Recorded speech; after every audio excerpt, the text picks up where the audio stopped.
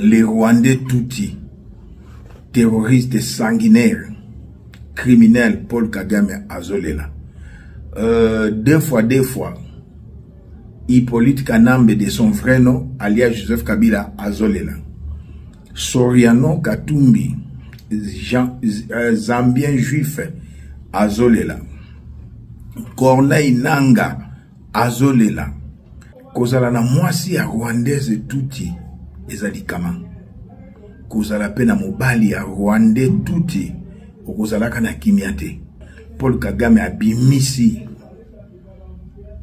ba Rwandais touti alatisi bango teni ya FARDC alobi ete o bazaba FDLR baza bunda à côté ya FARDC Nyoso lokuta monene. Kigali vient de monter une véritable pièce de théâtre.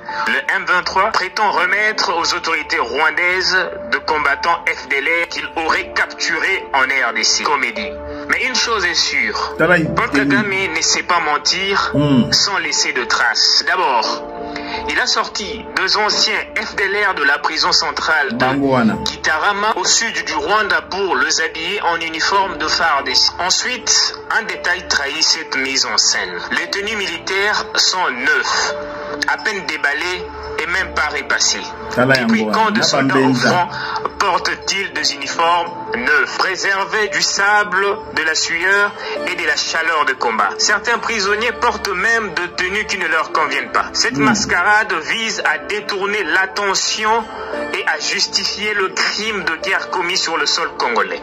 N'oublions pas qu'à l'est du pays, ce sont de milliers de vies qui ont été fauchées. Cette manipulation de Paul Kagame ne marchera pas. Paul Kagame a souki, mais j'interdis à ma qualité de serviteur de Dieu, na génération présente, na génération future, Timugoloye Soroya, Congolais, Kobala Rwandaise, et Congolaise, Kondimati, un Rwanda Abalayo, pour baza, libota ya banyoka, bakashantale, libota ya banyoka, famille Nyakeru, libota ya banyoka, Alexis Gizaro, libota ya banyoka, Ruberwa, libota ya banyoka, ba Rwandais touti, eza libota ya banyoka.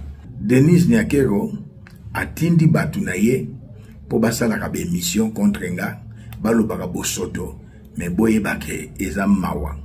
Mama ya mwana mwasyo yo Sylvie Mulumba, na Denis Nyakero, na nda kwa Sylvie Mulumba. Bazo seka, bazo solo la mutatine la vidéo, Sylvie Mulumba.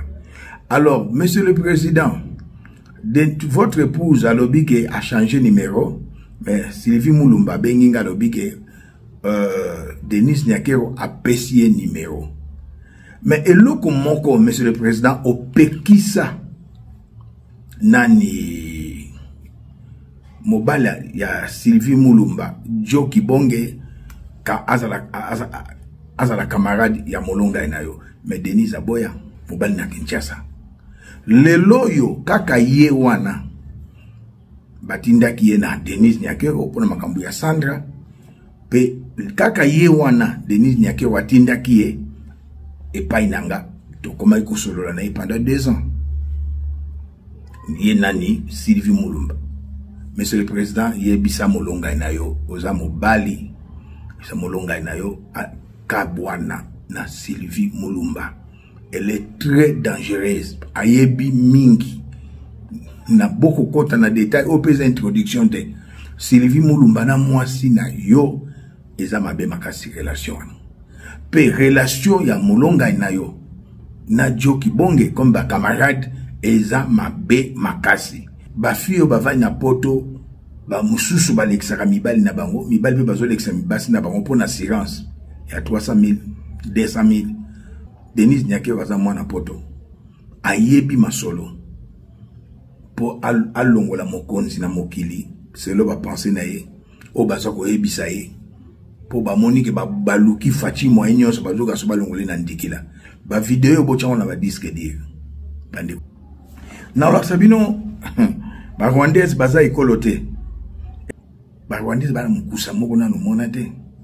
Bandeko ba mongo ba bongola mitema, ba bandeko ba toa ba bongola mitema, par rwandaise pour trouver une femme fidèle rwandaise. C'est difficile. Très, très difficile. Dans le lobby, famille est sacrée. Mais dans mon déjà Sylvie Bobandi Mabe.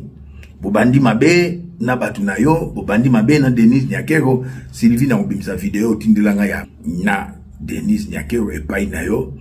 Na ebom na chambre, Joe Kibonge. Dans le bien na chambre, Joe Kibonge. Na chambre, Joe Kibonge. Na chambre, Joe Kibonge.